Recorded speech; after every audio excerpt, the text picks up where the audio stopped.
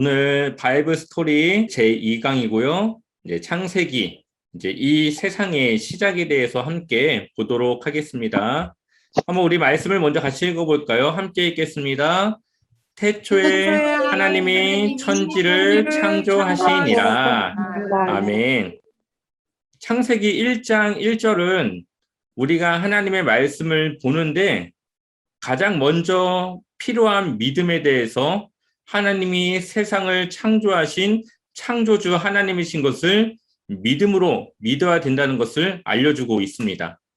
또한 이 태초에라고 하는 말은 이 세상이 시작하는 그 처음에 아무것도 없었던 그 무의 상태를 말하는 건데요.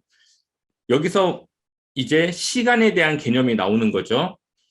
그 태초에라고 하는 시간이 언제인지는 모르지만 이 세상의 시작의 시작점에 대해서 시간에 대한 그 개념이 이제 나오기 시작합니다. 그리고 이 태초에 하나님이 천지를 창조하신 이 사건을 통해서 이 세상의 역사가 시작되는 이 시작에 대해서 말씀을 하고 있죠. 그래서 우리가 하나님이 온 세상을 창조하신 창조주 하나님이시라는 것을 우리가 믿어야지만, 그것을 받아들여야지만 그 이후에 나오는 모든 말씀들을 우리가 받아들일 수 있고 이해할 수가 있습니다. 하나님이 인간을 만드셨다라는 것을 우리가 믿어야지만 죽은 사람들을 살리신 하나님의 능력에 대해서 우리가 믿을 수가 있고, 또 우리를 죄 가운데서 구원하실 그 권한과 그 주권이 하나님 앞에 있다고 하는 것을 우리가 인정할 수가 있는 것이죠. 그렇기 때문에 창세기 1장 1절의 말씀은 굉장히 간단한 말씀인 것 같지만 우리에게 많은 믿음을 요구하는 그러한 말씀이기도 해요. 그래서 우리가 하나님이 천지를, 여기서 말하는 천지는 하늘과 땅뿐만 아니라 그 안에 있는 모든 것을 말하는 거거든요. 그것을 창조하셨다라는 것을 우리가 믿어야지만 우리가 말씀을 이해하고 또 그것을 받아들이고 믿을 수 있는 믿음이 시작되어지는 것이죠. 그래서 교회를 다니고 하나님을 믿는 사람들에는 창조론을 우리가 믿어야 되고 그것을 받아들여야 되는 이유가 바로 여기에 있습니다. 이게 이제 창조의 사건을 한 장의 그림으로 보여주고 있는 건데요. 첫째 날 무엇을 만드시죠? 빛을 만드시죠. 그리고 둘째 날은 궁창, 이 하늘을 만드십니다. 그래서 물을 나누시는데 하늘에 위에 있는 물과 땅에 있는 물을 나누셔서 그 사이의 공간, 이 궁창은 이제 하늘이라고 하는 뜻이에요. 우리가 보고 있는 이 하늘. 그래서 이 하늘을 만드십니다. 그리고 바다와 육지를 나누시고 또 땅과 식물을 만드시죠. 그리고 하늘에 많은 이제 태양과 달과 태양계를 만드시고 또 새와 물고기 그리고 동물과 이제 사람을 만드신 이것이 바로 이 천지 창조 6일간의 하나님이 하신 그런 사역들이에요. 이 부분을 한번 우리가 하나님의 말씀을 통해서 좀 천천히 한 절 한 절 보면서 어떻게 하나님이 이 세상을 창조하셨고 우리가 이 안에서 무엇을 이해해야 되는지를 함께 좀 보도록 하겠습니다. 자, 첫째 날 무엇을 만드시죠? 빛을 만드십니다. 근데 그 빛을 어떻게 만드시죠? 말씀으로 만드시죠. 자, 1장 3절을 보게 되면은 하나님께서 말씀하셨습니다. 그리고 빛이 생겨라. 그러자 무엇이 생깁니까? 빛이 생겼습니다. 그러니까 하나님의 말씀은 무엇이 있습니까? 능력이 있어요. 하나님의 말씀은 그냥 말씀에서 끝나는 것이 아니라 그것이 현실로 나타나는 능력이 있음을 이 창조의 사건을 통해서 우리에게 말씀하고 있습니다. 아멘. 그리고 그 빛을 통해서 무엇을 나누시죠? 빛과 어둠을 나누십니다. 그럼 이 말은 뭐냐? 하나님이 만든 것은 빛만 만드셨지 어둠을 만드시지 않았어요. 그럼 어둠은 뭘까요? 과학자들은 빛은 존재한다라고 말을 해요. 근데 어둠은 이 물리학적으로, 이 과학적으로 존재하지 않아요. 어둠이라는 개념은. 그럼 어둠은 무슨 개념이냐? 빛이 없는 곳은 어둠이라고 말하는 거예요. 빛이 부재해서 빛이 들어가지 않는 곳은 어둠이다라고 말을 하는 거죠. 그러니까 빛을 만들었는데 그 빛이 미치지 못하는 그 부분을 어둠이고 빛이 비치는 부분은 빛이죠. 그래서 그리고 이 첫째 날 이 빛을 통해서 낮과 밤이 구분이 되어집니다. 어떻게 낮과 밤이 구분이 되어질까요? 그러니까 이 개념을 보게 되면은 지구가 자전을 하면서 스스로 지구가 돌아가면서 낮과 밤이 생겨나게 되는데 지금 이 첫째 날부터 지구는 자전하고 있는 중이고 이 빛을 받는 쪽은 낮, 받지 않는 부분은 어둠이라고 구분을 지어 생각할 수가 있는 것이죠. 그러니까 이게 창조이지만 하나님이 만드신 이 온 우주 만물은 하나님이 두신 법칙과 이 과학적인 원리들이 다 숨어 있기 때문에 우리가 과학이 발전을 해서 이 창조가 하나님께서 만드신 이 법칙이 함께 적용되어지고 있음을 지금 밝혀내고 있는 것이지 하나님이 이것을 이제 과학적 그런 원리들을 두고 만드셨음을 우리가 함께 이해할 수가 있습니다. 그래서 빛을 만드셨고 이 빛의 개념이 생기면서 빛과 어둠의 그런 개념이 생겨나게 되었다. 둘째 날은 하나님께서 이제 궁창, 이제 하늘을 만드시는데 한번 같이 읽어볼까요? 함께 읽겠습니다. 하나님께서 또 말씀하셨습니다. 물 한가운데에 둥근 공간이 생겨 물을 둘로 나누어라. 아멘. 자, 무슨 공간이요? 둥근 공간이 생겼죠. 물을 그리고 둘로 나눴어요. 어떻게 보면은 이제 뭔가가 꽉 차 있는 물이 있는데 그 물 중간에 둥근 공간이 생겼고 위의 물과 아래 물로 나눠지게 된 겁니다. 이것을 좀 더 이해하기 쉽게 제가 한번 이 그림으로 좀 표현을 해봤습니다. 한번 1장 7절을 먼저 읽고 한번 볼게요. 함께 읽겠습니다. 하나님께서 둥근 공간을 만드시고 그 공간 아래의 물과 공간 위의 물을 나누시니 그대로 되었습니다. 중간에 둥근 공간이 있는데 그 둥근 공간의 위의 물과 아래의 물로 나누셨다고 되어져 있죠. 자, 지구라고 하는 아직 완전하지는 않지만 이 둥근 땅덩어리가 있습니다. 그리고 그 사이에 도너츠와 같이 둥근 공간을 하나님이 나누셨어요. 그리고 위에 물과 아래 물이 지금 덮여 있는 이러한 모습을 좀 상상하시면 될 것 같아요. 지금 둘째 날의 모습은 이러한 모습이에요. 이 지구가 왜 존재하고 있는지는 이따가 제가 이어서 설명을 해드리도록 하겠습니다. 자, 셋째 날. 네. 한번 같이 읽어보겠습니다. 1장 9절 함께 읽겠습니다. 하나님께서 말씀하셨습니다. 하늘 아래의 물은 한 곳으로 모이고 무튼 드러나라 하시니 그대로 되었습니다. 아멘. 자, 위에 물과 아래 물이 있는데 아래 물을 한 곳으로 모이게 하시죠. 이것은 뭐 한쪽으로 다 모아놨다는 것이 아니라 이제 땅이 드러날 수 있도록 땅이 나올 수 있도록 물을 군데군데 이제 모아놨다라고 우리가 좀 이해할 수가 있을 것입니다. 그래서 무튼 뭡니까? 땅이라고 부르고 모여져 있는 물은 바다라고 부르는 것이죠. 지금 우리가 살고 있는 지구의 전체적인 모습은 이때 이 윤곽이 잡혔다라고 볼 수가 있습니다. 그리고 이 땅을 만드시고 이제 땅과 육지를 만드시고 땅과 바다를 나누시고 무엇을 만드십니까? 풀과 씨를 맺는 식물과 씨가 든 열매를 맺는 온갖 과일 나무를 만드시죠. 하나님이 만드실 때 풀과 씨를 다 열매 맺는 모든 과일 나무들을 다 만드세요. 각기 종류대로 만들었다라고 기록을 하고 있습니다.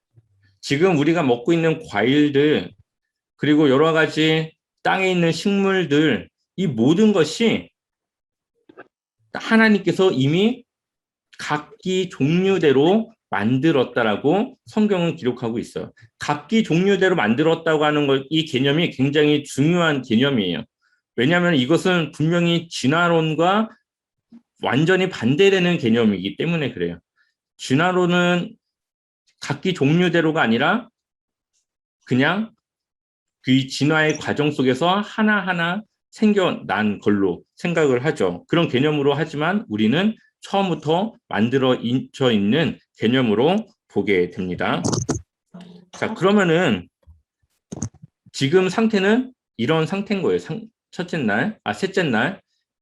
원래는 여기가 물로 가득 차 있었는데 하나님께서 뭇을 드러나라. 그리고 물을 한 곳으로 모이게 하셔서 뭐 이러한 모양은 아니겠죠. 중간에 노아의 홍수가 있어서 땅의 지변이 변화가 있었기 때문에 이러한 모습은 아니었겠지만 그래도 얼추 이렇게 육지와 바다가 구분이 되어져 있는 이러한 모습으로 현재 하나님께서 창조의 과정을 가지고 있다라고 우리가 볼 수가 있습니다.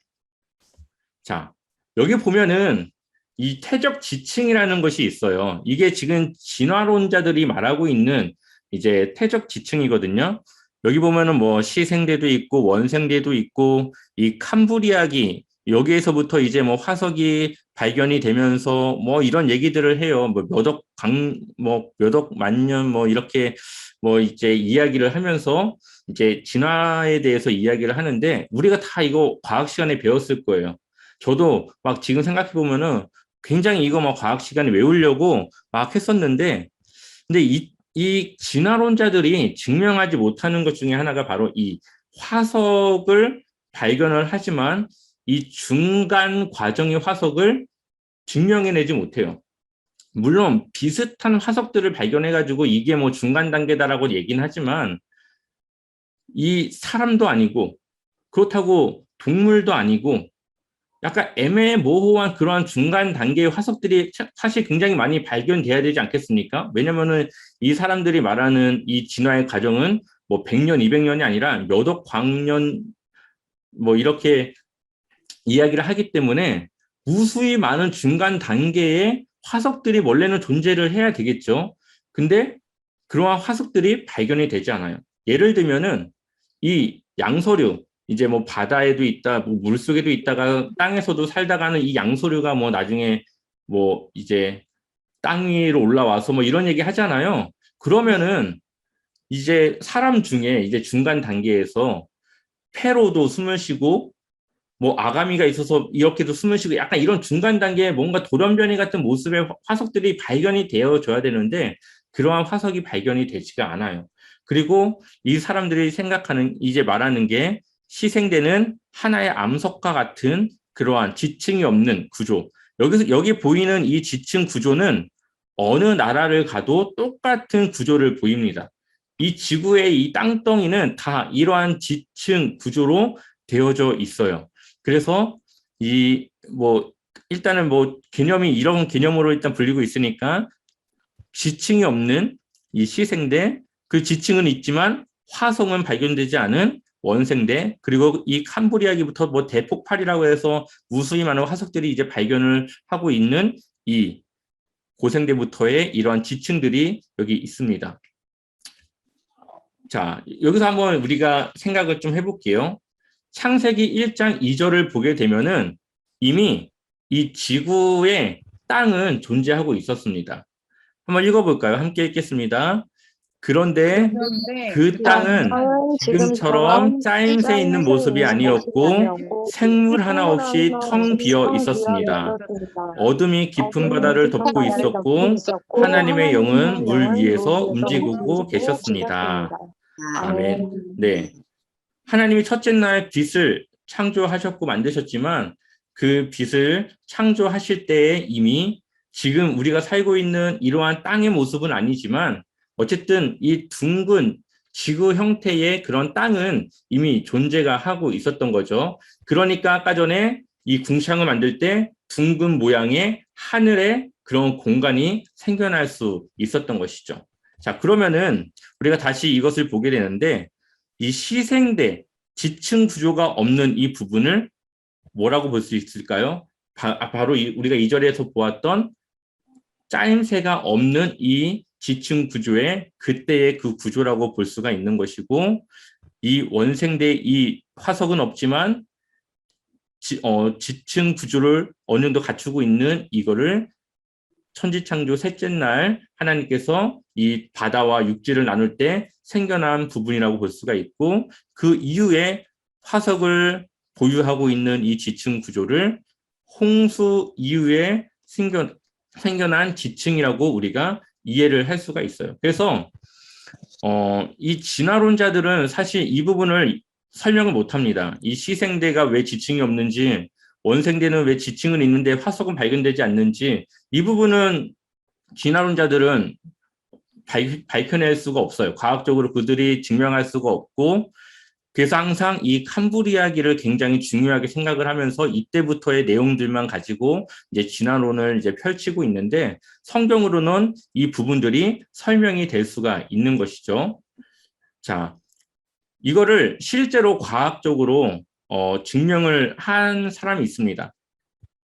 이 진화론자들은 이 지층을 만드는데 한 3cm가 30cm가 쌓이는데 몇만 년이 걸린다라고 이야기를 해요. 무수히 긴 시간이 지나야 지층에 이 30cm의 뭐 흙이 쌓일 수 있다라고 이야기를 합니다. 그런데 실제로 이 지층이 쌓이려면은 긴 시간이 아니라 단시간에 이 지층이 만들어진다라는 것이 과학적으로 증명이 되죠. 자, 여기 보면은 이제 이거는 이제 화석이, 이 화석들은 지층의 구조와는 상관없이 그냥 모두 발견되어지고 있는 그런 화석들이에요. 이 말은 이 화석이 노아 홍수 시대에 뒤섞인 이 지층들 사이사이에 지금 들어가서 발견이 됐다라고 이제 우리가 이해를 할 수가 있겠죠.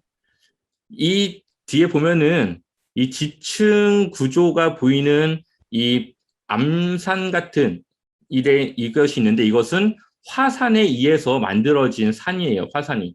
근데 이 지층이 만들어지는데 3일 걸렸습니다. 화산이 폭발했고, 그 화산 안에 있는 여러 가지 이제 뭐 큰 것도 있고 작은 것도 있고 뭐 여러 가지 뭐 그런 화산재가 그것이 휩쓸고 나아가서 이제 만들어진 이 화산에 의해 만들어진 산인데, 3일 만에 이러한 태적 지층을 갖춘 이 산이 만들어져요. 그렇다는 것은 뭐 몇만 년이 걸려서 만들어지는 이 지층에 대해서 뒤집는 그런 의견이 나오는 거죠. 그리고 실제로 한 과학팀에서 이 여러 가지 입자가 다른 모래들을 하나의 큰 통에 넣어놓고 막 무작위로 흔듭니다. 그리고 그것을 두어요. 두었더니 그 지층이 알아서 결이 나오면서 쌓이는 것을 증명을 해내요. 그러니 이 지층이 생기는 것은 긴 시간이 아니라 짧은 시간에 이루어져야 되는 것이고, 그것이 바로 이 노아 홍수의 그런 사건을 통해서 이루어지는 그러한 것들로 우리가 이해를 할 수가 있습니다. 자, 이제 하나님께서 이 세상의 모든 배경은 다 만드셨어요. 빛도 만드셨고, 하늘도 만드셨고, 땅도 만드셨고, 이제 식물들까지도 다 만들어 놓으셨습니다. 이제 그것을 채우는 과정이 넷째 날부터 시작을 합니다. 넷째 날들의 하늘의 빛들이 있어 낮과 밤을 나누시죠. 뿐만 아니라 그것들을 통해서 무엇을 합니까? 계절을 나누시고, 날을 구별하시고, 해를 구별합니다. 우리가 이제 보통 4계절을 이야기하는데, 이러한 계절들, 그리고 날, 하루의 그런 날, 해, 1년이라고 하는 그러한 해를 구별하기 시작합니다. 그래서 처음에는 이 낮과 밤을 빛으로, 하나님이 첫째 날 만드신 빛으로 구별을 했는데, 이제는 무엇으로 구별을 합니까? 해와 달로 구분을 짓는 것이죠. 자, 1장 15절의 말씀을 같이 읽어볼게요. 함께 읽겠습니다. 우주 공간에 떠 있는 것들은 하늘에서 빛을 내어 땅을 비추어라. 그러자 하나님께서 말씀하신 대로 되었습니다. 아멘. 하늘에서 빛을 내는 게 뭐죠? 바로 태양과 달이죠. 그것이 어디를 비춰요? 땅을 비춰요. 이 지구를 비춰요. 그러니까 하나님은 이 태양과 달을 만든 이유가 무엇입니까? 땅을 비추기 위해서 만드신 거예요. 그것이 하나님의 목적이에요. 그리고 여긴 나와 있지 않지만 이 우주 과학책을 보니까 이 목성이라고 하는 것이 있는데, 목성이 가장 이 행성 중에, 이 태양계에 있는 행성 중에는 태양 다음으로 가장 큰 행성이에요. 이 행성이 크다고 하는 것은 잡아당기는 힘이 그만큼 크다는 이제 의미거든요. 우리가 지구에 붙어 다니는 것이 이제 이 인력, 이 중력 때문에 우리가 붙어 다니는 건데 그것이 그만큼 세다는 거죠. 그래서 이 지구로 향해서 오는 수많은 우주의 그러한 행성들을 그 목성이 잡아당겨서 지구에 떨어지지 않게끔 하는 역할을 하고 있다라고 이제 기록이 되어져 있더라고요. 그런 것들을 통해 보았을 때에 하나님이 만드신 이 온 우주 만물이 다 이 지구를 중심으로 만들어져 있다라는 것을 우리가 좀 더 생각해 볼 수가 있습니다. 자, 한번 좀 더 자세하게 볼게요. 하나님께서 두 개의 큰 빛을 만드셨습니다. 그중 큰 빛으로 무엇을 다스리게요? 낮을 다스리게 하고 작은 빛으로는 밤을 다스리게 하셨습니다. 또 무엇을 만드세요? 별들을 만드셨죠. 이제 태양을 만드시고 또 달을 만드시고 그 외에 우주에 있는 무수한 많은 별들을 하나님께서 만드셨다라고 우리가 생각해 볼 수가 있습니다. 그리고 그 빛들을 하늘에 두어서 땅을 비추게 하셨다. 똑같은 말을 또 반복을 하고 있죠. 그래서 이제 이 태양을 통해서 이 빛을 주게 하시는데 그렇다면 첫째 날에 있는 빛은 뭐고 이 하나님이 만든 이 태양으로부터 오는 빛은 뭐냐? 사실 이게 조금 이제 의문이 좀 들 수가 있습니다. 도대체 빛과 태양 그것이 무슨 차이인가? 이것을 좀 우리가 생각해 볼 수가 있죠. 자, 한번 제가 이제 이거 다음에 설명을 해 드릴게요. 한번 같이 읽어보겠습니다. 또 그 빛들이 낮과 밤을 다스리게 하시고 빛과 어둠을 나뉘게 하셨습니다. 하나님께서 보시기에 좋았습니다. 자, 이제 이때부터 우리가 지금 보고 있는 낮과 밤이 이제 생겨나게 된 것이죠. 그래서 지구의 자전과 또 태양을 중심으로 하는 이 공전이 함께 어우러지게 되었고 그리고 그것을 통해서 계절 그리고 하루의 날 그리고 1년이라고 하는 해의 개념이 이제 이때부터 생기게 되는 거예요. 해가 생겨나게 되면서부터 태양이. 자, 그러면은 첫째 날 만들었던 빛과 이 태양과 어떤 관계가 있느냐? 보통 우리가 빛이라고 하는 건 무슨 개념이냐? 이 전자기파라고 이야기를 합니다. 전자기파. 그러니까 이 전자기파는 사실 우리 눈에는 안 보이는데 존재하는 것들이에요. 여러분 라디오 주파수 눈에 보입니까? 아니요. 안 보이죠. 근데 우리는 라디오 주파수를 이제 맞춰가지고 라디오를 듣죠.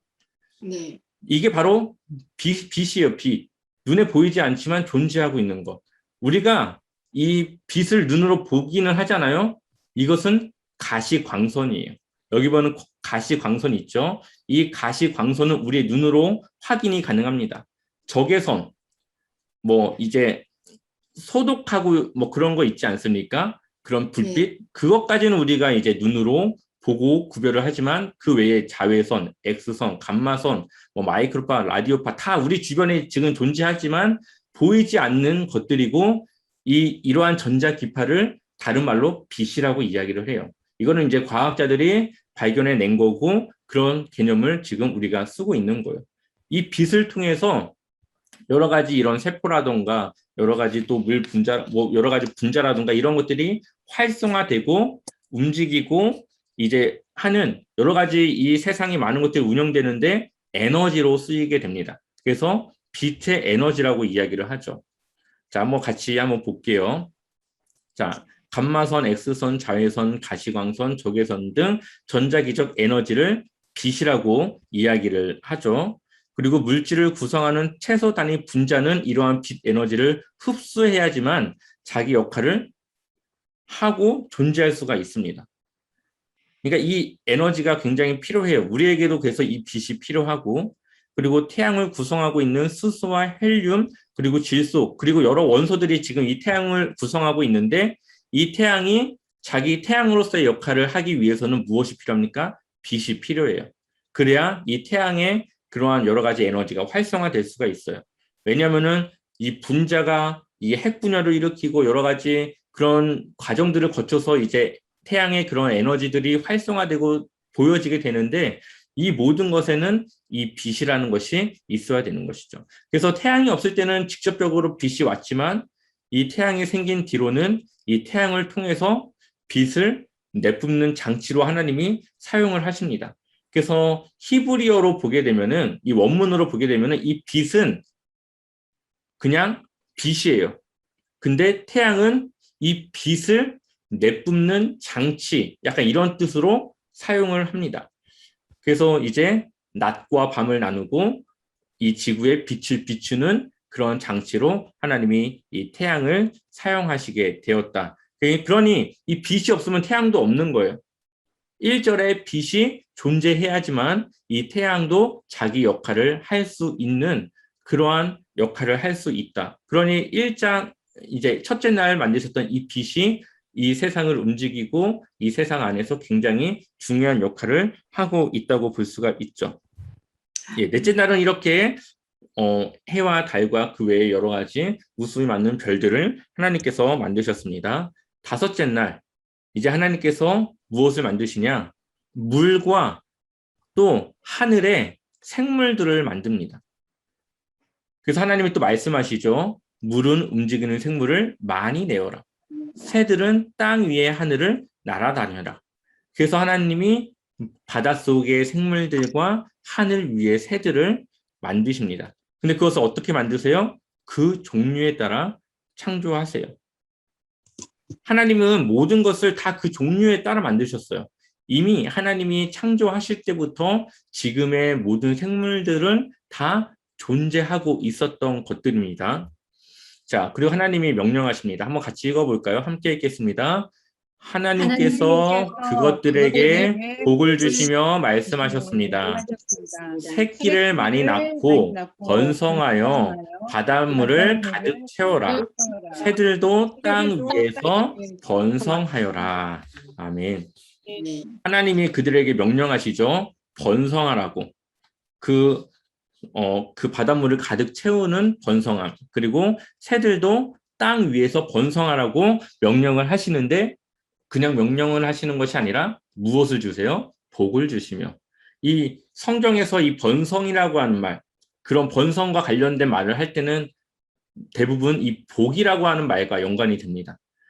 노아 홍수 이후에 노아에게도 이 똑같이 생육하고 번성하라고 이제 말씀하시지 않습니까? 그때도 복을 주시며 말씀을 하셨고 아브라함에게 약속하실 때도 복을 주시며 이 약속을 하시는 것을 보게 돼요. 그러니 우리가 번성하는 것, 이제 가족이 있고 여러 가지 우리의 삶이 번성하는 것은 하나님의 복이다라는 것을 우리가 다시 한번 생각해 볼 수가 있습니다.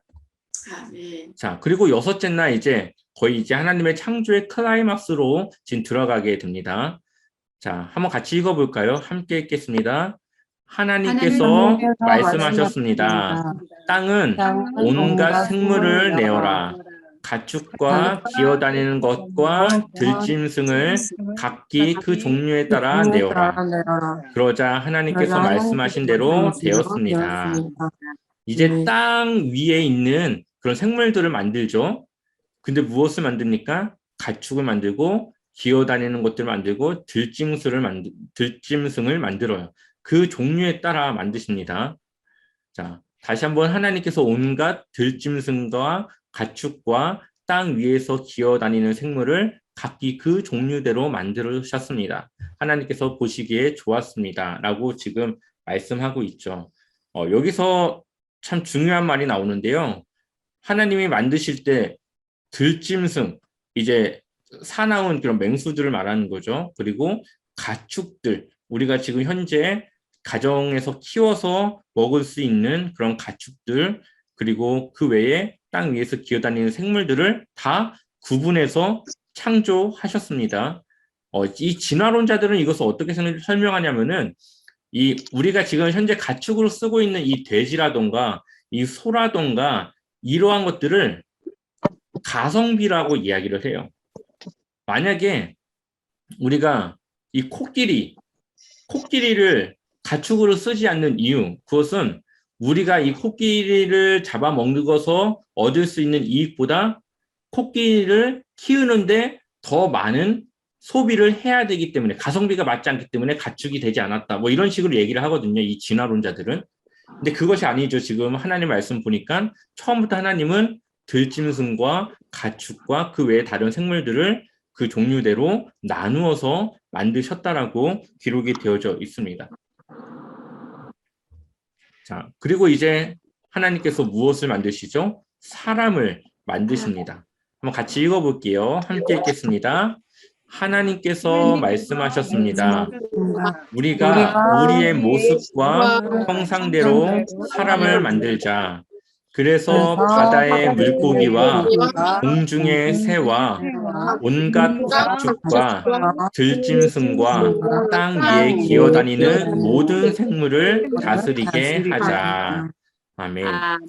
자, 아직 만들지는 않으셨어요. 근데 지금 계획을 하고 계시죠? 우리가 우리의 모습과 형상대로 사람을 만들자. 자, 그 이전까지는 그냥 하나님이 말씀으로 만드셨어요. 근데 이제는 하나님이 사람을 만드시려고 하는데 무엇을 합니까? 계획을 합니다. 우리가 우리의 모습과 형상대로. 여기서 말하는 이제 우리 복수를 이제 말씀하고 있죠. 여기서 말하는 이 복수적인 의미는 이 창조의 이 사건이 하나님 한 분의 이 사건이 아니라 삼위일체 하나님의 합작이라는 것을 이 부분에서 보여주고 있다라고 신학자들은 이해를 하고 말씀하고 있습니다. 그래서 하나님과 예수님과 성령님, 이 삼위일체 하나님이 이 창조에 함께 만드셨고 그들이 사람을 만들 때에 이 삼위일체 하나님의 그 형상과 모습을 따라 만들기로 지금 이야기를 하고 계시는 것이죠. 그리고 그들에게 무슨 권한을 줍니까? 모든 생물을 다스리게 하자. 그러니까 하나님 만드신 이 만물을 인간을 통해서 다스리게 하는 권한을 주고자 하는 것이죠. 그리고 하나님께서 하나님의 형상대로 사람을 창조하시되 남자와 여자를 만드셨습니다. 자, 이 과학자들도 그렇고 무신론자들도 그렇고 이제 신을 믿지 않는 그런 사람들도 한 가지 이해가 되지 않는 것이 뭐냐? 어떻게 사람이 다른 동물들을 길들이고 그 동물들을 관리하고 이 끌고 다닐 수 있는 그러한 권한이 있느냐를 이해하지 못한다고 이야기를 하더라고요. 그러니까 진화론자 입장에서는 원숭이나 사람이나 똑같고 뭐 개미나 사람이나 어떻게 보면 동등한 그러한 존재 아니겠습니까? 그런데 그럼에도 불구하고 유독 사람은 이 모든 이 동물들을 관리하고 다스리는 권한이 있죠. 지배하는 그러한 권한이 있습니다. 그것에 대해서는 이해가 되지 않고 이것을 설명하기 위해서는 누군가가 그 권한을 줬다라고밖에 설명할 수 없다라고 이야기를 합니다. 근데 그 권한이 지금 이 말씀에서 나오고 있는 것이죠. 하나님께서 사람에게 모든 생물을 다스리게 하는 권한을 주셨음을 말씀하고 있습니다. 그리고 하나님이 형상대로 사람을 만드는데 여기서 말하는 형상은 이 우리가 보는 외적인 형상을 말하는 것이 아니라 하나님의 인격을 말합니다. 이것을 조금 더 쉬운 말로 지정의라고 말을 해요. 지는 우리의 이 생각이에요. 정은 우리의 마음이에요. 의는 우리의 행동이에요. 우리가 생각하는 것, 우리가 마음으로 느끼고 마음으로 갖는 것, 그리고 그것을 행동하는 것. 이것이 지정의인데 이것이 인격, 하나님의 인격의 그 형상을 따라 우리에게 주어진 거죠. 그래서 사람은 생각할 수 있고 마음을 먹을 수 있고 그대로 행동할 수가 있어요. 이것이 바로 하나님의 형상을 따라 만들어졌기 때문이에요. 동물은 본능을 따라 움직입니다. 그런데 사람은 생각을 하고 고민을 하고 결론을 내고 행동할 수 있는 그 이유가 바로 하나님의 형상을 따라 만들어졌기 때문이에요. 그리고 이제 남자와 여자를 만드시는데 누구를 먼저 만들죠? 남자를 만들죠. 그리고 여자를 만드는데 여기에도 굉장히 과학적인 그런 근거들이 숨겨져 있습니다. 자, 한번 우리가 좀 읽어볼게요. 창세기 2장을 보게 되면은 이 하와를 창조하는 이 사건들이 조금 더 자세하게 기록이 되어져 있습니다. 먼저 창세기 2장 7절을 먼저 읽어볼게요. 함께 읽겠습니다. 그때 그때 여호와께서 여호와께서 땅의 땅의 흙으로 흙으로 사람을 사람을 지으셨습니다. 지으셨습니다. 그리고 그리고 사람의 코에 사람의 생명의 숨을 불어 넣으시니 사람이 사람이 생명체가 되었습니다. 되었습니다. 아멘. 하나님이 무엇으로 사람을 만드시죠? 땅의 흙으로 사람을 만드셨죠. 그래서 사람이 죽으면은 무엇으로 변합니까? 흙으로 변해요. 사람이 죽었는데 곰으로 막 변하지 않습니다. 사람이 죽었는데 막 쇠가 되지 않아요. 흙으로 변해서 나중에는 거기에 사람이 있었는지 없었는지 구별이 되지 않을 정도로 나중에는 다 흙으로 돌아가게 됩니다. 그리고 이 동물과 사람의 가장 큰 창조의 차이점은 바로 사람의 코에 무엇을 넣습니까? 생명의 숨을 불어넣어요. 동물들도 이 창세기 2장을 보게 되면은 흙으로 만드세요. 근데 이 동물들은 그냥 재료만 흙으로 만들었지 그냥 하나님이 창조하신 거예요. 근데 사람은 흙으로 만드신 것뿐만 아니라 코에 생명을 불어넣으니까 사람이 어떻게 돼요? 생명체가 됩니다. 이 호흡의, 이 생명의 시작이 다른 거예요. 이것이 바로 동물과 사람의 차이예요. 이 사람은 하나님께서 직접 그 생명을 불어넣어서 생명체로 만듭니다. 여기서 오해하지 말아야 될 것은 이게 뭐 우리의 영혼을 이때 만들어진 거다라고 볼 수는 없어요. 그냥 이 동물도 살았고 사람도 살았는데 그 방법이 사람은 직접 하나님이 코에 생명의 숨을 불어넣어준 구별되어지는 그런 창조의 사건으로 보는 것이 조금 더 정확한 이해입니다. 자, 그리고 나서 이제 하와를 만듭니다. 2장 21절 같이 한번 읽어보겠습니다. 그래서 여호와 하나님께서 아담을 깊이 잠들도록 하셨습니다. 아담이 잠든 사이 여호와 하나님께서 아담의 갈비뼈를 하나 꺼내시고 그 자리를 살로 메우셨습니다. 아멘. 자, 22절도 같이 한번 읽어볼게요. 그리고는 아담에게서 꺼낸 갈비뼈로 여자를 만드시고 그녀를 아담에게 데리고 가셨습니다. 아멘. 자, 아담을 먼저 만드셨고, 그리고 무엇으로 하와를 만들죠? 갈비뼈를 꺼내서 만드시죠. 이것은 굉장히 이제 지금으로서는 과학적이다라고 볼 수가 있습니다. 첫 번째로 이제 조금 한 장을 넘겨서요. 자, 1853년에 이 제임스 심슨이라고 하는 의사가 무엇을 만드냐? 이 마취 기술을 처음 만들게 됩니다. 근데 여기서 보면은 하나님께서 아담을 어떻게 합니까? 깊이 잠들도록 하시죠. 이 구절을 그 의사가 보고 이 마취라고 하는 것을 생각을 해낸 거예요.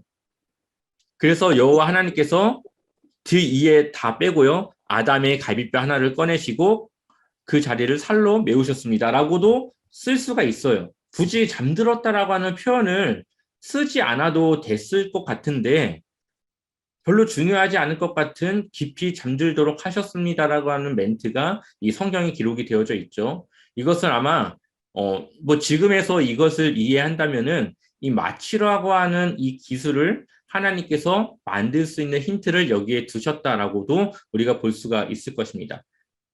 이 제임스 심슨이라고 하는 의사는 크리스천이었고 그가 성경을 보다가 이 말씀을 통해 이 부분이 이제 의문이 들면서 하나님은 사람을 만드신 분인데 굳이 왜 잠들게 하셨을까? 왜 굳이 그 자리를 살로 메우셨을까? 이런 생각을 통해서 이 마취 기술을 만들었어요. 그 전에는 어떻게 수술을 했을까요? 그냥 했어요. 그냥 정신 멀쩡한 상태에서 그냥 수술이라는 것을 진행을 했습니다. 그래서 이 수술 과정에서 사람이 쇼크로 죽기도 했고 그 고통을 이겨내기 위해서 양깁이라고 하는 이 마약을 먹고 그 통증을 이겨내는 그것이 그때 당시 외과 수술적인 상황이었어요. 근데 이 제임스 심슨이라고 하는 사람이 이제 마취를 하기 시작합니다. 굉장히 이 혁명적인 일이 일어난 것이죠. 그리고 이 갈비뼈를 취하신 이유는 이 갈비뼈는 재생된다고 그러더라고요. 이 뼈가 다시 자라나서 그 자리를 다시 메꾸는 그러한 기능을 한다고 합니다. 그러니 여러 가지 뼈들 중에 갈비뼈를 취하셨다라고 볼 수가 있죠. 그리고 이 뼈로 여자를 만드시는데 이것을 현대 이제 과학으로 보게 되면은 이 남자는 성염색체가 XY고 여자는 XX로 끝나요.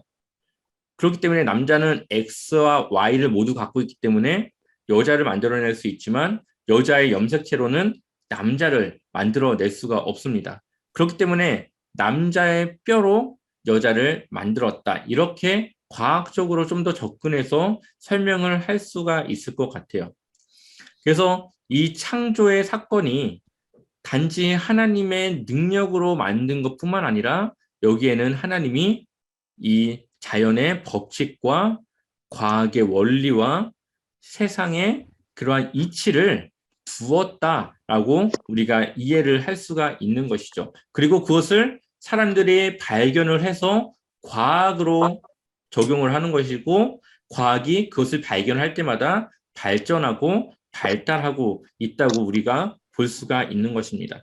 그러니 하나님은 이 과학의 이 한계에 능력을 벗어나시는 분이죠. 이 과학을 하나님이 만드셨고 하나님은 이 과학을 벗어나는 이 법칙을 벗어나는 존재라는 것을 우리가 이해해 볼 수가 있습니다.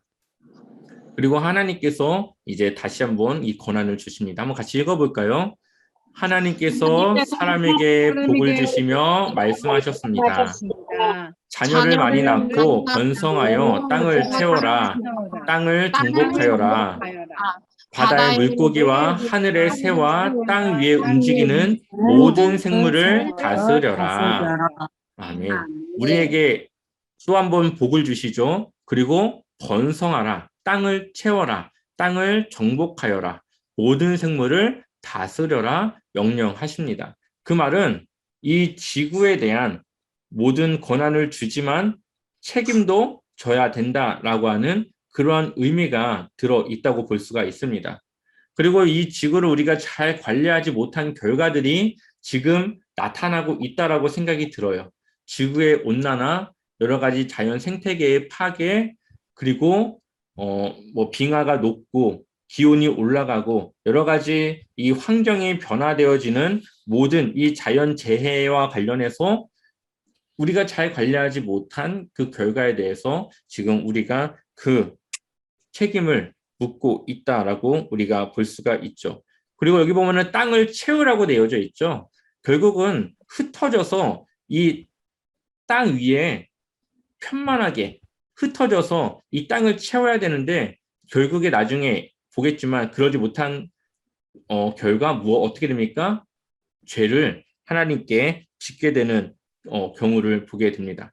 결국은 하나님의 말씀을 우리가 잘 이행하지 못할 때에 그것이 죄가 되고 그 죄의 값을 치르는 결과들을 우리가 말씀 중간중간 볼 수가 있게 되는 것이죠. 그리고 마지막 일곱째 날 하나님이 그 모든 것을 다 짓고 나서 무엇을 하십니까? 쉬십니다. 하나님께서 마지막 일곱째 날 모든 것을 다 마치시고 이제 쉬시는데 이것은 누구를 위한 날일까요? 우리를 위한 날이라고 볼 수가 있겠죠. 하나님이 이 세상을 창조하셨다고 힘드실까요? 힘드시지 않으셨을 거예요. 그러나 우리 인간은 쉬어야 되고 그 쉼을 통해서 충전해야 되기 때문에 우리가 이 일주일이라고 하는 이 기간 동안에 하루는 쉴 수 있도록 하나님께서 이 안식일, 쉴 수 있는 날을 지정해 주신 겁니다. 그래서 실제로 과학자들이 증명한 결과가 6을 일하고 1을 쉬었을 때에 이 한 주간의 생체 리듬이 가장 좋다라고 그런 과학적인 결과들도 있는 것을 보게 됩니다. 다시 한번 이 2장 3절을 같이 읽어볼게요. 함께 읽겠습니다. 하나님께서 일곱째 되는 날에 복을 주시고 그 날을 거룩하게 하셨습니다. 왜냐하면 하나님께서 만드시던 모든 일을 마치시고 그 날에 쉬셨기 때문입니다. 아멘. 하나님이 일곱째 날에 무엇을 주시고요? 복을 주시고 그리고 그 날을 거룩하게 구별하신 것이죠. 나머지 6일은 우리가 일을 해야 되는 그러한 일로 해야 되는 날로 지정하셨지만 마지막 이 일곱째 날은 쉬는 걸로 그것을 구별해서 지정해 주셨다. 그리고 하나님께서 그 모든 일을 마치시고 그날에 쉬셨기 때문에 우리도 하나님이 만드신 이 일곱째 날 안식일, 지금은 조금 예수님을 통해서 그 안식일의 날짜가 조금 바뀌긴 했지만 우리가 쉬어야 되는 날인 거죠. 그래서 저는 이 주일을 물론 우리가 하나님께 예배하는 날이기도 하지만 또 우리가 쉬어야 되는 날이라고 생각을 해요. 그래서 교회에서 하루 종일 봉사하고 하나님을 위해 일하는 것도 아주 좋은 일이고 우리가 당연히 해야 되는 일이겠지만 그럼에도 불구하고 우리가 하나님께서 쉬시는 날로 지정해 줬기 때문에 쉴 수 있는 시간도 있어야 된다라고 생각을 합니다. 그렇기 때문에 우리가 이 주일을 이제 쉬는 휴식이 있는 날로 생각을 해야 되는데 이 쉼이라고 하는 것이 단지 아무것도 안 한다고 해서 쉰다라고 이야기할 수는 없어요. 왜냐하면 우리가 핸드폰을 좀 개념으로 봤을 때 핸드폰을 그냥 두면 이걸 충전하는 건 아니죠. 그냥 더 이상 닳지 않도록 그냥 유지하는 정도로밖에 되지 않아요. 충전잭을 꽂아놔야 이 충전이 되는 거죠.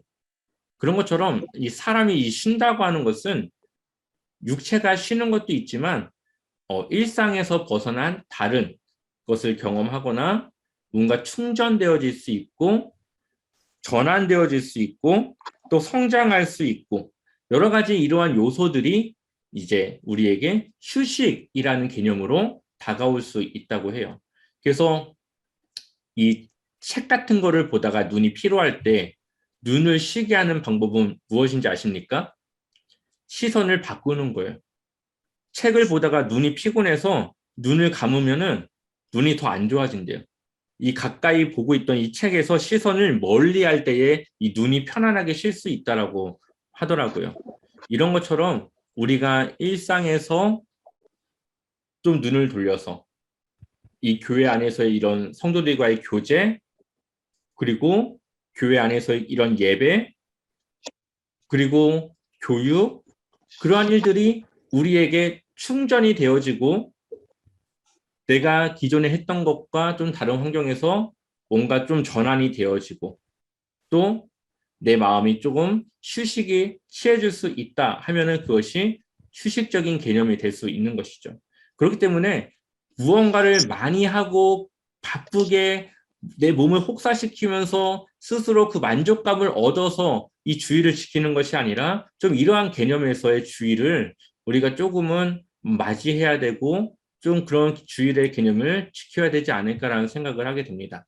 그래서 좀 고민을 하고 있어요. 우리가 이제 앞으로 이제 코로나도 끝나고 또 교회가 생기고 이제 교회 안에서의 이런 생활들이 조금 더 우리가 더 많아질 텐데 그러한 시간들을 우리가 어떻게 해야 이 주일을 하나님이 정해주신 이 휴식의 날로 좀 충전의 시간으로 좀 바꿀 수 있을까를 이제 좀 고민을 하고 있는데 어쨌든 주일은 바로 그러한 시간이 되어줘야 된다라고 저는 그렇게 좀 이해를 하고 있고 그렇게 생각을 하고 있습니다. 그래서 우리가 주일이 좀 우리 성도님들에게는 정말로 내가 좀 쉬고 또 새로운 한 주를 시작하는데 충전의 시간이 될 수 있는 좀 주일로 우리가 좀 활용하고 그렇게 좀 지냈으면 하는 생각이 있습니다. 네, 이걸로 오늘 강의는 마치겠고요. 다음 시간에는 제3강 창세기 2 이제 죄의 시작입니다. 어떻게 죄가 우리 안에 들어오게 됐는지 그 결과가 무엇인지 우리가 죄의 시작에 대해서 함께 보도록 하겠습니다.